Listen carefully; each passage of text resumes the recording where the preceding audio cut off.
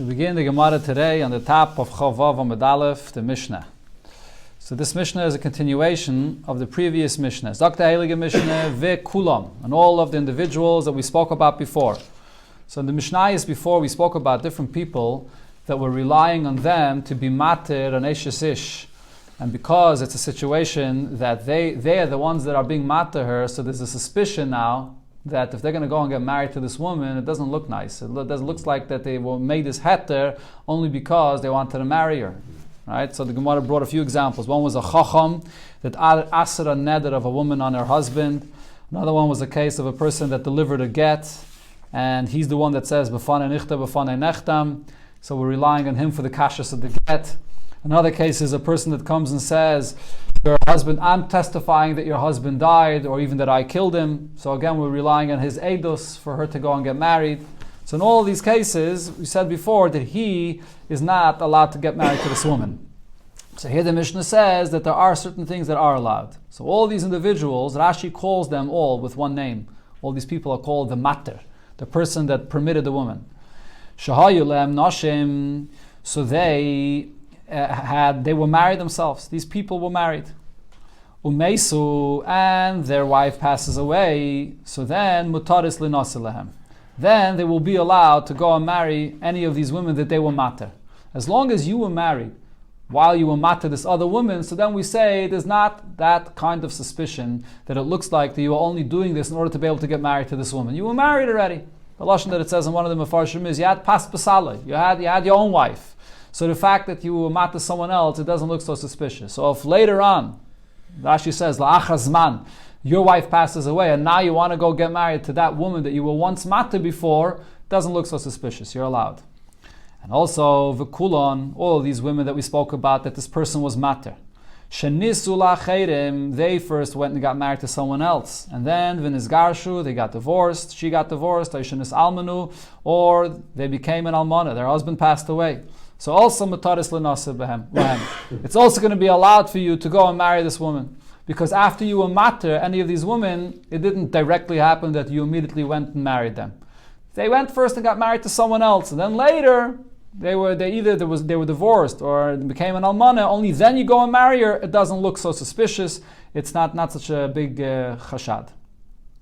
Third halacha is the Mishnah, and also v'kulon, all of these individuals that we said that they are not allowed to marry the woman because of the suspicion, but mutaris l'vneim alachneim. But for their son or their brother to get married to this woman is allowed. And we're not going to be chayshish and say that it looks like you were being mat to this woman only for the purpose to be able to get married to your son or brother. No, that it does. We're not concerned about that. Zok the Gemara meisu in. What did it say in the Mishnah? That you were married while you were mat to this other woman, and then your wife passed away. So now you're allowed to get married to that woman. It doesn't look suspicious. So it says in the Mishnah only if your wife passed away. But nizgarshu loy. But from our Mishnah it would seem that if you divorce your wife and now you want to get married to that woman that you were mater, that would not be allowed. Why? Because this would look suspicious. It would look like, why did you divorce your wife? Because you were mater this other woman. So you went and divorced your wife to be able to get married to that other woman. That's what it's mashma from our Mishnah.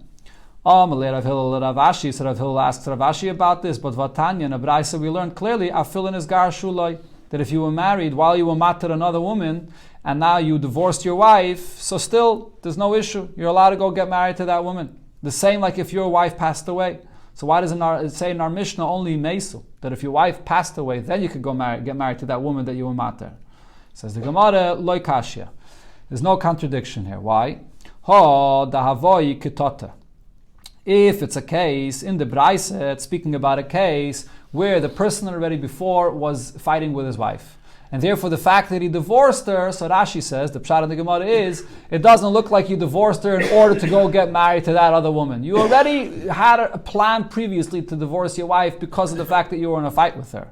So therefore the fact that you now divorce her, it doesn't look like that you're doing it for this purpose to marry another woman. And the lo yavoy kitata. And over here, in our Mishnah, we're talking about a case where the person divorces his wife. There was no fight before about this, so it didn't look like B'chal you were planning on divorcing her. All of a sudden, you were mated another woman, and now you're divorcing your wife. That looks very suspicious. Out of the blue, you mata another woman, and now you're divorcing your wife. So mistama, you divorced your wife for this purpose. It doesn't look good. That's Rashi's pshat in the Gemara. But the Yam Shloime, the Marshal, says that there's actually a svara to say punkt the other way around. In a situation where a person was already in a fight with his wife, then it's more mistaver to say that if you're divorcing your wife, it looks like because you were in a fight with your wife and you were planning on divorcing her, that's why you were mad to the other woman to get married to her, because you didn't want to stay married to your wife anymore. In a case where you were not in a fight with your wife and then something happened, something came up and you divorced your wife, it doesn't look so bad. We don't say that mistame, you were doing it with a plan because you wanted to get rid of your wife. You weren't in a fight with her.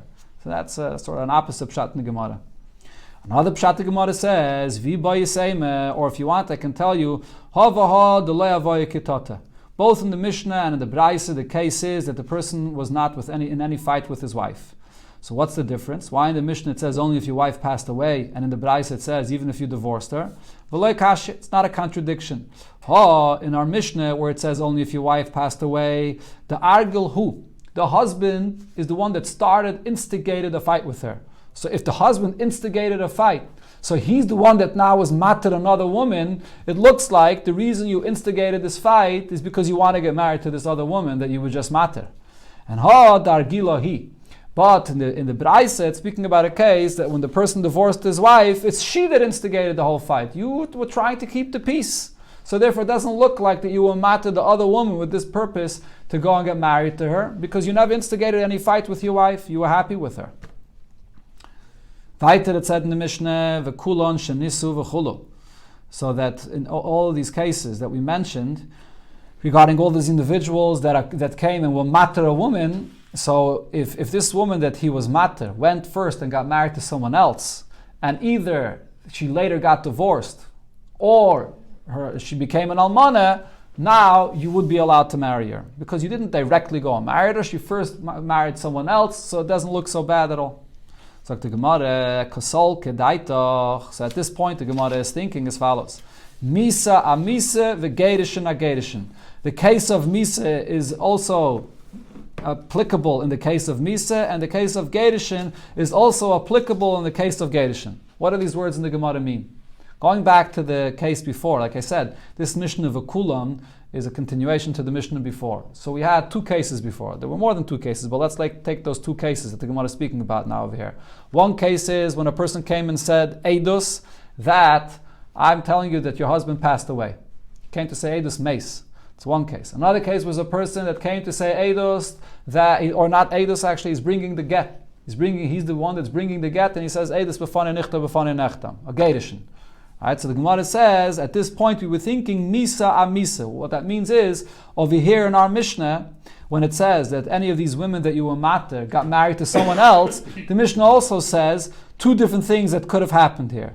Either when she got married to someone else, she got divorced, or when she got married to someone else, her husband died. She became an almana. So Misa a Misa means that in this case, when it talks about that you said Eidus for her, that her husband died, afterwards she went and got married to someone else, and now her second husband also died. And now the Mishnah is telling us that you're allowed to marry her. And similar, when the Gemara says Gerishin Agerishin, it means you said Eidus for her, you brought a get and said Eidus for her, b'fanei nichta b'fanei nechtam, so she got divorced from her first husband. She got remarried to a second husband, and she also got divorced from her second husband. So the point is, either we're speaking about a woman that her husband died twice, or we're speaking about a woman that she got divorced twice from her husband. So now the question over here is, our Mishnah was discussing a concept of chashad, getting married to a woman in a situation where you were the mater. It doesn't look right. It looks very suspicious. But the Gemara now is going to say there's another issue over here. A woman that got married and two of her husbands died, or a woman that got married and two of her husbands gets divorced, so there's a svara to say that you're not allowed to get married to her anymore. She already has a chazakah. There's a certain status about this woman that her husband either dies or her husband's either divorced her twice already. So that's what the Gemara says. So if so, in our Mishnah it says that even after this woman's husband died twice, or she already got divorced twice, still you could go and get married to her. Namely, if so, shall we say, the masdisin delay kerebi. Our Mishnah is now following Rebbe's opinion. The kerebi, if you would follow according to Rebbe, ha'amar, so Rebbe says later in this Masechta here, b'trei zimni hava chazakah. even just when something is repeated and something happens twice, that creates a status, that creates a chazakah, that this is a woman that has a chazakah that her husband's passed away. She's a woman that has a chazakah that she can't get along and she gets divorced. And therefore, a third person is not allowed to get married to her again. That's what Rebbe's opinion is. Right? We don't paskin like Rebbe. We paskin that only 3 times is a chazakah. But Rebbe says twice is a chazakah. So our Mishnah that allows you to get married to her after the husband passed away twice or after she got divorced twice is not like Rebbe. Says the Gemara, no, there's no raya from here because I can tell you, loy misa agedishin v'gedishin amisa. We're not talking about a case where this woman's husband passed away twice. Either we're talking about a woman that the person said edus that her first husband died, and now from her second husband she got divorced, or the reverse, v'gedishin amisa. From the first husband she got divorced, and from the second husband, her husband passed away. So there's no chazakah here at all, and that's why the Mishnah is saying you can get married to her. The next thing it said in the Mishnah was, no limit. So there's no limit, as you said. Maybe there is a limit. Maybe after 2 times, according to Rebbe, or after 3 times, when a woman's husband passes away or divorces her, you can't get married to her anymore. But over here, it's speaking about that her husband only passed away once, or her husband divorced her only once. Zog the Gemara. Separately or altogether? The what? Passing and divorcing.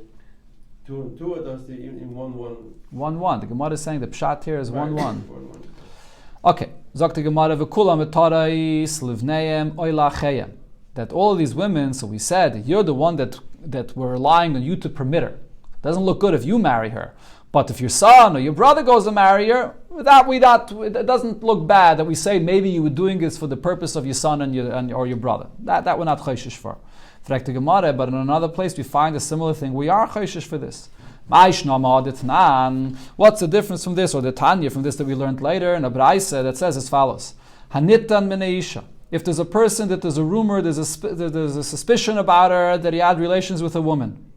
So now, not only is he not allowed to marry her, but aser be'imo bebita. He's not allowed to marry even the mother or the daughter. And even the sister either is also not allowed to marry her. Why not?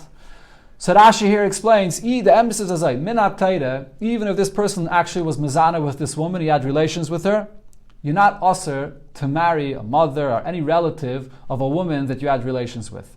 If she was your wife, now the mother becomes a erva, the sister becomes a erva, and so on. But if you just had relations with her without marriage, so then the mother, the daughter, or the sister would be mutter. But nevertheless, the Mishnah says you're not allowed. Why not? Because if you're going to marry the mother, the sister, and so on, we're afraid that you might, now this woman that you had relations with will be in your vicinity. She's going to come and dreizach by you because you're married to her mother, you're married to her sister, or to her daughter. So you might come to now have relations with this woman as well. So therefore Chazal were geyser that if there's any suspicion of you being mezana with a certain woman, you're not allowed to get married even to any of her close relatives either.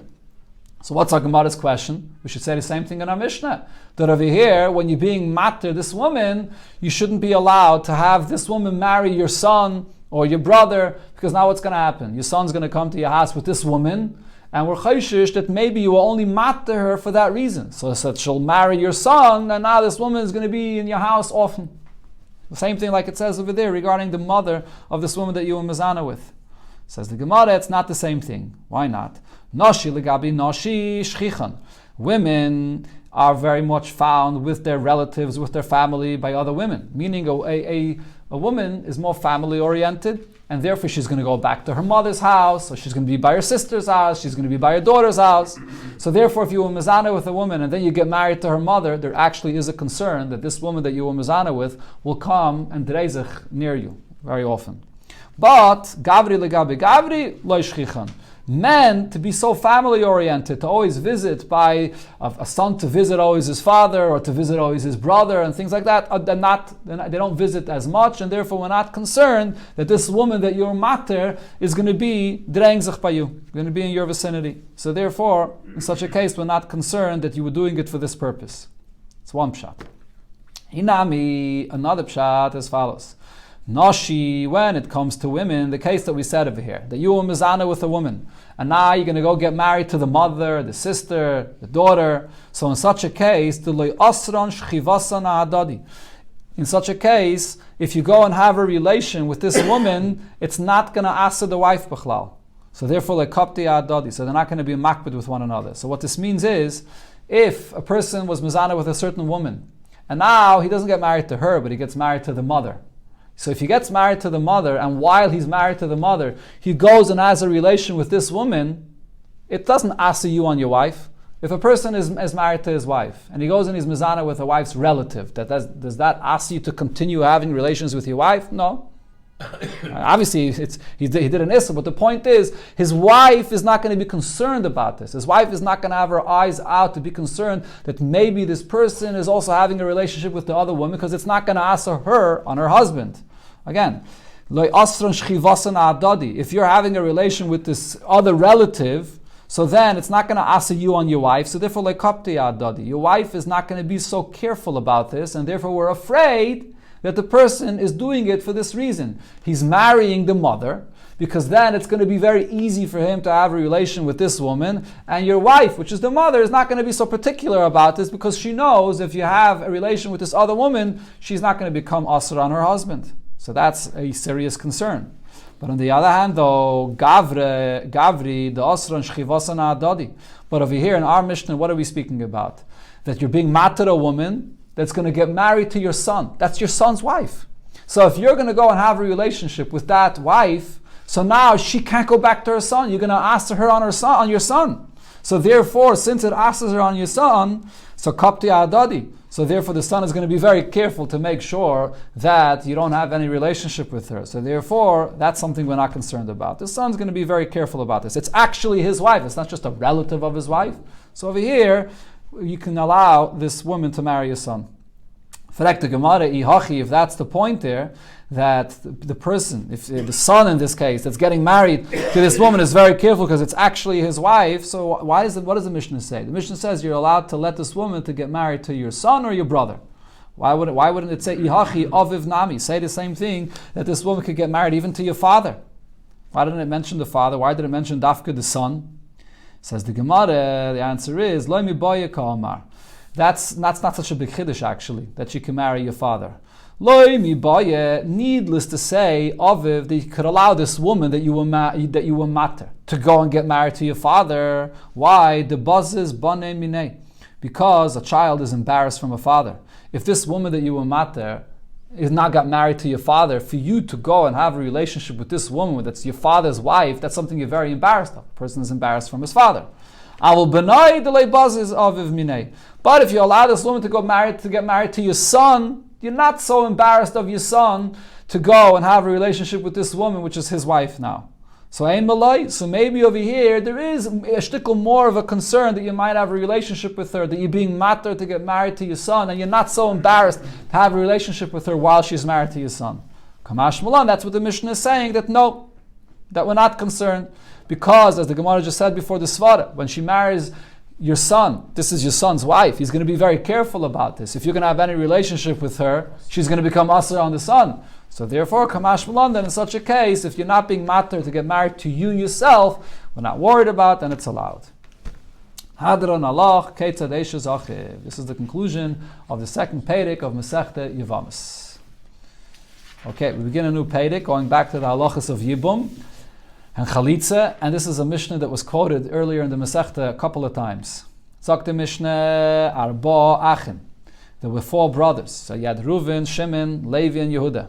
Shnayim mem nesuim shtei achayis. Reuven and Shimon are married to 2 sisters. Umeisu and Nesuim es achayis. And the 2 brothers that are married to the 2 sisters both pass away without children. So now what happens to Levi and Yehuda? They have now these 2 sisters that they have to do chalitza for. So now they could only do chalitza for both of these sisters, but not yibum. And the reason is, as we had a few times before, because since these are sisters, it's called achais zekukase. They're both connected to you. You can't do yibum to the sister of a zekuka. And why not? The Gemara will explain. But vim kadmu v'kansu, if they both went and b'di'eva, they did do yibum, they got married to both of these sisters, these 2 brothers got married to the sisters, yetziu, they have to divorce them, they have to send them away, even b'di'eva. But Rabbi Eliezer says that this is actually a machlokes regarding b'di'evet. Beishamai yomirim yekayim. Beishamai says you could still remain married to them b'di'evet if these two brothers got married to the two sisters. So Beis Hillel yomirim yetziu. Beis Hillel will say even b'di'evet you have to divorce them. Sagt der Mishnah, Haisa achas men asura ala echad. If one of these sisters that is now up for yivum for these two brothers is a erva, is asur for one of these brothers. Let's say it's one of these brothers' mother or whatever it is, whatever erva there is to one of these brothers. So then, I don't think a mother would work, but any of the other arayas, if you remember in the beginning of the Masechta, we had 15 arayas. So one of these sisters that's up for yivum for one of these two brothers is an erva for one of these brothers. So then, Issa erva asr. So obviously, this woman that's a erva for him is asr to do yibum for him. That's the Mishnah we learned in the beginning of the Masechta, that when there's a Issa erva, there's no yibum. But now he can do yibum for the sister. And the whole problem why you can't do yibum is because you have two sisters that are up for yibum for you. So it's a chayz zekukasa. It's a sister of the other one that's also up for yibum to you. But if the other one is no yibum because it's asa to you, so there's only for you, there's only one woman that's up for yibum, so you can do yibum for her. V'asheni, but the other brother, which is able to do yibum for both of them, asa b'shteyim. So he can't do yibum for either one of them. He could only do chalitza for them, like the Mishnah said before. How about if one of these sisters was Isser Mitzvah? She's not Isser to one of the brothers with an Isser of an Erva Min HaTorah, but an Isser Mitzvah. What does Isser Mitzvah mean? We had this before in the Gemara. It refers to Isser Midrabanan, one of the Shniyas La'arayas, or Ve'isser Kedusha, or an Isser of an Erva which is only a Lav, not Kodesh. So whether it's an Isser Midrabanan or an Isser Erva that's only a Lav, there's still a Yibum Min HaTorah that applies. Only if there's Issa Kares is there no Yibum in HaTorah. But since this is only Ism Darabanan or Issa Lav, there still is a mitzvah of Yibum. So therefore, but you can't, because this is a Ism Darabanan or Issa Lav, so Chayletzes v'loy misyabemes. So you can do for a Chalitza and not Yibum. And the Mishnah sagt weiter, Hoysa achas mehen asur al zeh, building on the previous case, the same exact thing, but now the Gemara adds to this. What happens? Again, you have over here two sisters that are up for Yibum for two brothers. So one of these sisters is Asar al Zeh, is Asar on one of the brothers. Issa Erva, and Issa of Erva, Issa of Kares of Erva. Vashniya, and the other sister, Asur al Zeh, is Asar with the Issa Erva of Kares on the other brother. So each one is Asar on one of the brothers. So then, Issa Erva Asur al Zeh, the one that's Issa Erva of one brother, Muteres Lezeh, will be allowed to get married to the other brother. For Yibum. Would be allowed for Yibum for the other brother. V'asura lezeh, muteres lezeh. And the one that's also for the other brother is going to be mutter to the other brother. So again, the point of it is very simple. If you have two sisters that are up for Yibum and are available for Yibum for both brothers, so then it's a chayzuku kasai. You have two sisters that are available for Yibum for you. But if each one of these sisters is a Issa Erva to one of the brothers, so it comes out that each brother only has one woman that's up for Yibum for him. So therefore you can do Yibum for the one that's not Asa to you. The other one that's Asa to you, there's no Zakukah at all, so you can do Yibum for one of them. This is the meaning of the language of the Mishnah that we had previously in the previous Perek that said, a sister, there's two sisters here that are up for Yibum, you can do either Chalitza or Yibum. When is that? When is it that when you have two sisters that are up for Yibum, that you can do either Chalitza or Yibum? Usually you can't. Usually you could only do Chalitza. But in this case, where these two sisters, one of them is a Issa Erva, so you can only do Yibum for one of them, then you have the option to do Chalitza or Yibum. Then there's no issue of a Chaysiku Kasei. What do we learn from this Mishnah? This whole Mishnah that tells me that there's an Isser of Achayzuku Kasai, so I learn from here that Yesh Zika, that the basis of the issue over here is Yesh Zika, which means the moment. Well, this is also a sugi we had before in Daf Yud Zayin, Daf Yud Ches. What does the concept of Yesh Zika mean? The moment the brother passes away, so now the brother that's alive, this woman that he has to do Yibum for, is already connected to him to some extent like it's already his wife. Yesh Zika. We treat the halacha of her like being your wife already. So our Mishnah that says when you have a chayis zikukasai, that you have these two sisters that are zakik to you, you can't do yibum for either one, is based on this concept of yesh zika. Why? The ein zike, if you're going to say that even after the fact that she's up for yibum for you, but there's no connection to you like a wife at all. So then, what should be the problem for these two brothers to do yibum for these two sisters? Mechti, let's see. Hani mitrei botikasyan. These two sisters are here available for yibum. They come from two different brothers that passed away. Right? Reuven and Shimon passed away, and now there's two sisters that were married to Reuven and Shimon, and are now here available for yibum for the two brothers that are still alive, to Levi and Yehuda. So if so, hi liyavim chada, let one brother, let Levi do yibum for one of these women, and hi liyavim chada, let the other one do yibum for the other one. Why would there be an issue of a chaysuku kasai? There are two sisters and there are two brothers. Two brothers are allowed to marry two sisters, so let each one do yibum for two different sisters that were married to two different brothers. What's the problem? Elamai, what's the Gemara saying? The issue is yesh zike. From the moment that the two brothers passed away, so now these two sisters that are zakok, that are connected to these two brothers, available for yibum for these two brothers, it's already to some extent as if they are the wife of these two brothers. And what's the halacha with a wife? While you're married to a wife, you're not allowed to marry her sister at the same time. So therefore, these two sisters, each one of them is like already to some extent like your wife, so that's why you can't marry the sister. That's the Isser of Achai Zuku Kasa. It's all based on this Indian of Yesh Zike. Says the Gemara, no, not necessarily. And we had this already before the Gemara said this answer. Really, I could tell you that there's no Zike and these two sisters are not yet like a wife to any extent.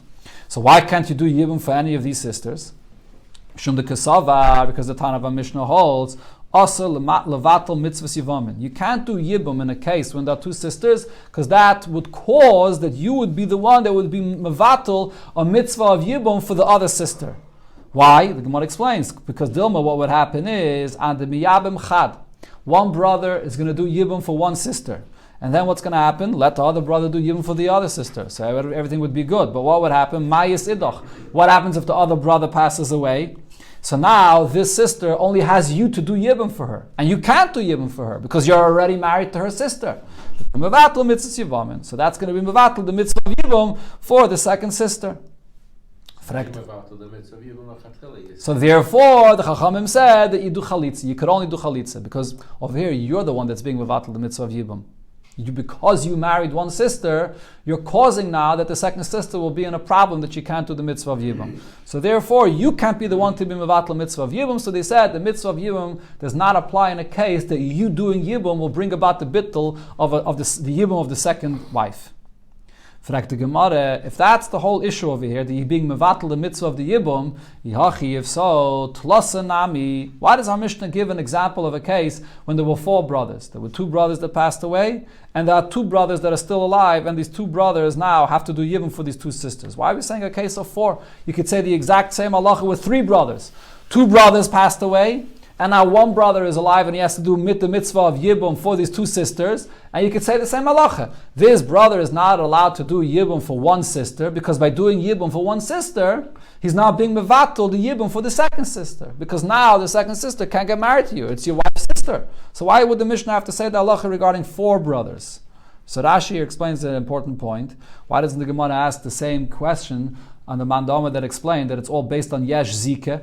Say the same thing. The mandama that said that the issue is that it's like she's your wife already, and that's why you can't do yibum for the sister. So it's just, you could say the same thing also by three brothers. When there's only one brother available to do yibum, so you can't do yibum for two sisters, even for one of those two sisters, because of Yesh Zike. So why doesn't the Gemara ask the question on that? So Rashi says that's understood. We had this already before in the Gemara. This halacha of Yesh Zike, you have the halacha of Yesh Zike when there's only one brother that could do yibum, and there's a halacha of Yesh Zike when there are two brothers that are available to do yibum. It's a much bigger chiddush that you say Yesh Zike when there are two brothers available for yibum. When there's only one brother available to yibum, I'm the only one that this woman is connected to. So there's a much stronger svara to say that she's already connected to me like my wife.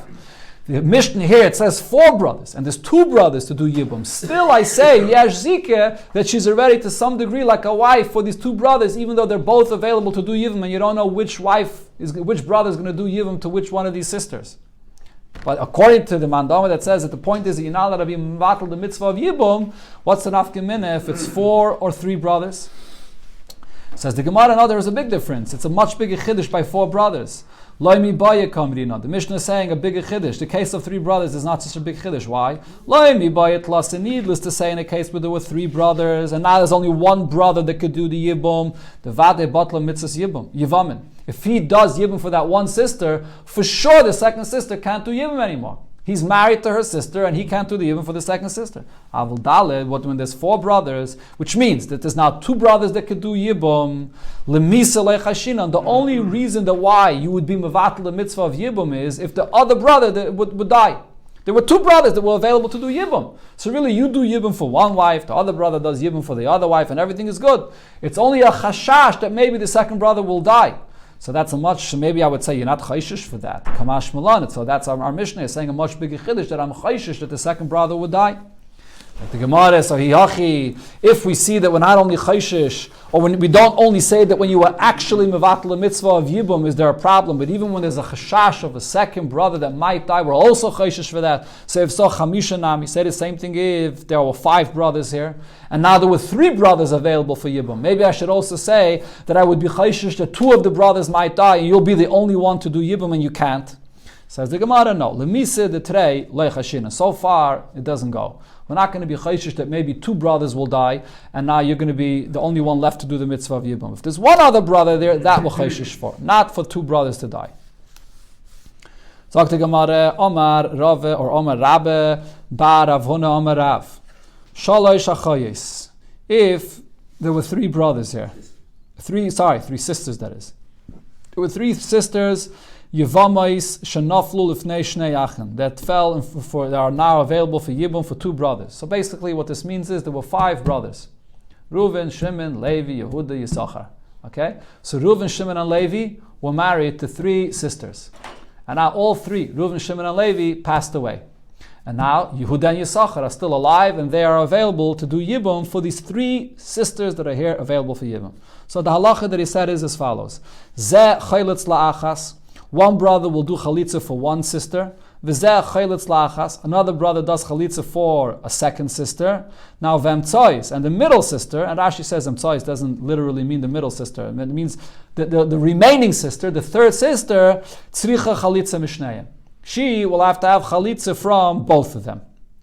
Okay, so what's the asbah for this? Why should you need chalitza from both of them? Where you don't find such a thing that you need chalitza from 2 people. Usually 1 chalitza is mati. So what does this mean that you need chalitza from both of them? So the Gemara will explain and then it will ask a question. Amalei Rabbe, so Rabbe asks him and says as follows: from this that you say that that 1 remaining sister needs chalitza from both of the brothers. What's the reason for this? What's this concept that you need chalitza from 2 brothers? So what does this mean? Kasavres, it's because you hold yesh zike. That's because, first let me read the words of the Gemara and translate, and then I'll explain. So the Gemara is saying, because you hold yesh zike, that the moment that the brothers passed away, so now these women that are up for Yibum, it's like they're already connected to the Yavam to such an extent like a wife. And therefore, v'havyela chalitza pesula. And therefore this chalitza is a pasala chalitza. The words pasala chalitza does not literally mean a pasala chalitza. Rashi says it means it's an inferior chalitza. It's not such a strong chalitza. The lashon Rashi uses is chalitza grua. It's a weak chalitza. And the chalitza psula, because it's a weak chalitza, tzarech lachsar kalachin. So therefore you need a chalitza from both brothers. For a regular chalitza, a strong chalitza, you only need chalitza from 1 brother. But if it's a weak chalitza, you need chalitza from both brothers. So what does this mean? Why is it a weak chalitza? So Rashi is masber. The reason why it's a weak chalitza is because usually chalitza is applied in a case where you have an option. You could either do yibum or chalitza. That's a strong chalitza. Because you're in a position where you could do yibum. What happens once you do yibum? Once you do yibum, she becomes totally your wife and she has no more any connection to the brother whatsoever. So just like you could do Yibum alone, and there's no such a thing of 2 husbands doing Yibum here. You do the Yibum alone. So in such a case where you have the option to do Yibum, so then we also say that you have the option to do Chalitza alone, and if you do Chalitza alone, it's just as powerful as doing Yibum alone, and it's mat to her completely. But over here in this case, what are we talking about? That it's a Chayz Kukasai, and therefore you can't even do Yibum B'chlal. You don't have that option to do yibum alone because it's a chayz zikukasa. You could only do chalitza. In such a case where you could only do chalitza and not yibum, that's a shvacha chalitza. You're in a position where you could only do chalitza and not yibum. So therefore, that chalitza grua, in order to disconnect her from both brothers, both of them are going to have to do chalitza. That's the first point to explain this Gemara. There's another point here though, because the Gemara said this is all based on the fact of yesh zika. What does it mean, yesh zika? So you see from Rashi and the Mefarshim explain, what the Gemara is saying is, if you would hold ein zika, so then what's the purpose of the chalitza? The purpose of the chalitza is to be mat to her, to get married to whoever she wants. To be mat to her l'shuk. So therefore, even in such a case where it's a weak chalitza, because you don't even have the option to do yibum, only chalitza, it doesn't matter. If you do the chalitza, it's mat to her l'shuk. That's the kayach of chalitza. The Torah says just like a get by a regular woman is mat to her l'shuk. So by a Yevama, chalitza is mat to her l'shuk. What's the problem? Even this weak chalitza could do that. But if you hold yesh zika, what does yesh zika mean? From the moment that the husband passed away, she already has a connection. She has a connection to the two surviving brothers. So therefore what the chalitza is coming to accomplish is to take away that connection to the two brothers that are alive. Both brothers already have a connection to her. So in such a case, when it's a weak chalitza, so the chalitza is coming to accomplish, to take away the connection that you have to her, and that your brother has to her, a weak chalitza cannot take away the connection that your brother has to her. If it was a strong chalitza, because you have an option to do yibum, so just like when you do yibum, it takes away the connection of your brother to her, so too when you do the chalitza, it takes away the connection of the brother to her. But if it's a weak chalitza, so then it does not take away the connection that your brother has to her. So then both of them are going to have to do chalitza. That's the pshat here in the Gemara when it says, chalitza psula tzarech lachzar kol achen. A weak chalitza, in order to disconnect her from both brothers that she had a zikah to, both of them have to do the chalitza. That's why the last sister you have to do both. Frek the Gemara, so if that's the hesber here, why both have to do chalitza? So kamaisa, nami, the first two sisters as well, you have the exact same issue. They would have to do chalitza. Both of the brothers should have to do chalitza to be mat to her. So the Gemara answers, you're right. If all three sisters would have become available for yibum at the same time, hachanami. So then you're right that we have a situation regarding all three sisters that none of them you can do yibum for. You could only do chalitza. And in any case that you could only do chalitza and not yibum, this is an inferior chalitza. And in such a case, for all three sisters, you should have to have chalitza from both brothers. But what are we speaking about? The case over here is the nafal bezu achazu, that these three sisters fell for yibum one after the other. They were not all available for yibum or chalitza at the same time. So in such a case, the halacha will be that the first two, so only one brother does chalitza, and the other, the last one actually, both brothers have to do chalitza. And the Gemara explains. So now nafla when the first sister becomes available for yibum, chalatz la Reuven. Reuven does chalitza alone, and that chalitza is a regular, perfect chalitza, or as Rashi calls it, a chalitza kesheira. Because if she now is the only one that is available for yibum, so then you could do yibum. There's no chayzuku kase here yet. So if you can do yibum, then the chalitza is a regular chalitza. So Reuven does the chalitza alone, and that's enough. Then nafla idach, then the second sister becomes available for yibum. So now chalatz la Shimon. So now for Shimon, there's no problem for him to do yibum with this woman, and he can do either yibum or chalitza. For Shimon, he never did chalitza for the other sister. The other sister, Reuven, did yibum, chalitza for her. So for Shimon, this is a regular woman that he could either do yibum or chalitza for her, and therefore the chalitza is a strong chalitza, so he does the chalitza alone. And nafla idach, now when it comes to the third sister that became available for yibum, so now it's a problem. Because just like a chais zikukasa is an issue, that you can't do yibum for the sister of a zikuka that was available to you for yibum, a chais chalutzasa is also a problem. The sister of a woman that you did chalitza for. So therefore Reuven and Shimon both did chalitza to a sister. And now this third one is a chais chalutzasa. So now they can't do yibum for her. So this chalitza, in a case where you can't do yibum, is a weak chalitza. It's a chalitza psula, or in the lashon of Rashi, a chalitza grua. And therefore, Chalatz lohai mafka zikasai. So for this weak zika, or for this weak chalitza, that is, so one brother does chalitza and it could only take off his connection to her. It's not strong enough to take off the brother's connection to her. Chalatz lohai, and now the other brother will have to do chalitza as well, mafka zikasai, and it'll take off his zika through his chalitza. Because only for the third sister is this a weak chalitza. This is the opinion of Rav. Gemara here is going to bring a question on Rav. There's a hemshech here in the sugya, but it continues. We'll have to, Mitzvah Shem, continue the next year.